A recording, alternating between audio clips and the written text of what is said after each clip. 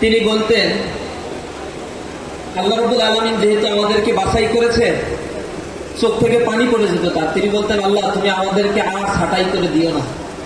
একবার এই রাস্তায় আসার পরে, হেদায়েতের রাস্তায় আসার পরে গোমরাহি যদি কেউ হয়ে যায়, তার মতো আর হতভাগ্য কপাল আর কারো থাকে না। এজন্য আল্লাহ রাব্বুল আলামিন আমাদেরকে যেহেতু বাছাই করেছেন, এবং নামাজের মধ্যে দোয়ায় আমরা আল্লাহর কাছে হাত তুলে প্রার্থনা করে বলি, আল্লাহ যেহেতু তুমি আমাকে হেদায়েত দিয়েছো, বা'দা ইয হাদাইতানা ওয়া হাব লানা মিন লাদুনকা রাহমা, আমাদেরকে হেদায়েত দেওয়ার পরে আর গোমরাহ করো না, আর তোমার রহমতের চাদরে আমাদেরকে তুমি আবৃত করে রাখো।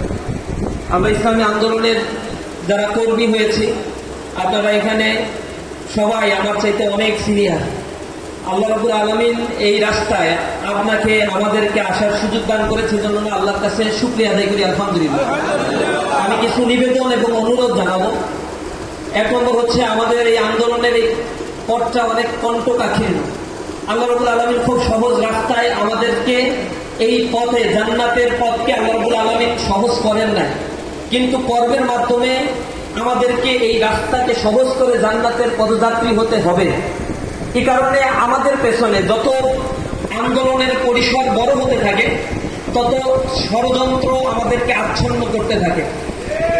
অনেককে দেখবেন তারাও ইসলামী আন্দোলন, ইসলামের কথাগুলো বললেও এই সমাজ ব্যবস্থায় তাদের উপরে যে পরিমাণে তীব্রতা বিরোধী দল থেকে আসা দরকার ছিল, সেগুলো দেখা যায় না। এর একটা কারণ হচ্ছে, তারাও যদি বড় হয়, তাদের পরিসর যদি ইফেক্ট ফেলানোর মতো কিছু হয়, সমাজকে কন্ট্রোল করার মতো কিছু হয়, তাহলে তাদের ব্যাপারে একই বিষয়বাজারগুলো এই বিরোধী পক্ষের থেকে আসবে, এবং কুফরু মিল্লাত ওয়াহিদ, কাফেররা হচ্ছে একই মিল্লাত, সব একসাথে হয়ে আগ্রাসী মনোভাব তার উপরে প্রদর্শন করবে।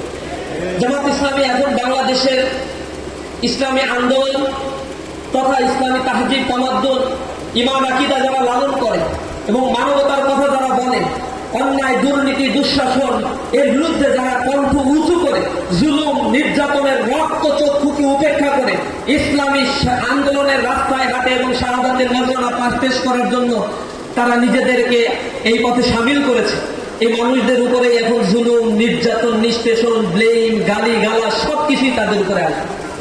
এবং এমন লোকের কাছ থেকে ফতোয়া শুনতে হবে যারা আমাদেরকে রাজনৈতিকভাবে নির্মূল করে দেয়, আবার আমরা ইসলামী দল কিনা, ইসলাম অনুযায়ী চলি কিনা, এইসব কথাও তারা বলে।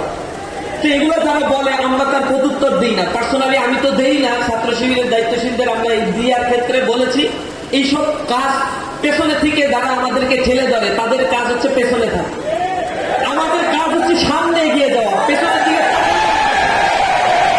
আমাদেরকে যারা শেষ করে দিতে চায়, তাদেরকে আমরা বলি, আমাদের ঘর ভাঙিয়াছে দেবা, আমি বাঁধি তার ঘর, আপন করিতে খুঁজিয়া বেড়াই, যে মনে করেছে পথ, যে মনে করেছে পথের বিবাদী, পথে পথে আমি ফিরি তার লাগি, দীঘল রজনী তার তরে জাগি, ঘুমচে ভরেছে মন, আমাদের ঘর ভাঙিয়াছে দেবা, আমি বাঁধি তার ঘর।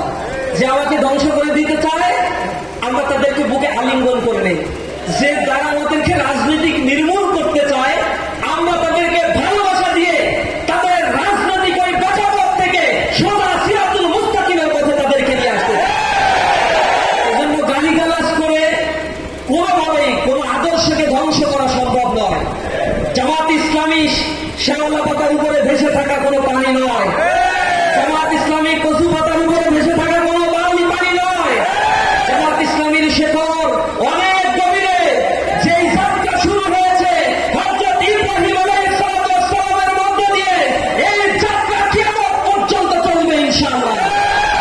যদি কেউ বলে আমাদের পথের সীমানা কোথায়, আমরা বলি আমাদের পথের সীমানা সেই জান্নাতে যাওয়ার আগ পর্যন্ত এই গলিপথ চলতে থাকবে। কোনো আস্তের কোনো ক্রান্তি আমাদেরকে বিমর্ষ করে তুলতে পারে না।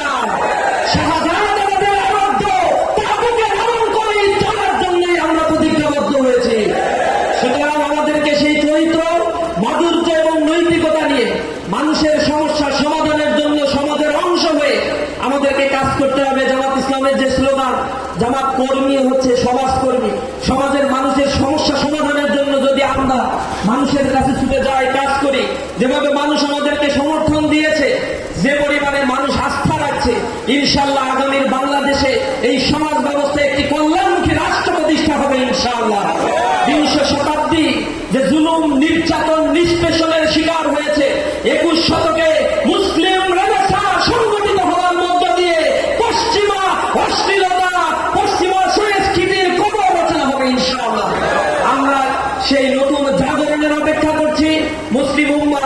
নতুন রেনেসার জন্য পথ খুঁজে ফেলছে।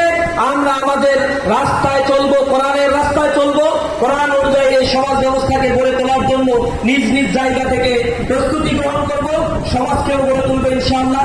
সে আশাবাদ ব্যক্ত করে আমার কথা শেষ করছি। আসসালামু আলাইকুম ওয়া রাহমাতুল্লাহি ওয়া বারাকাতুহু।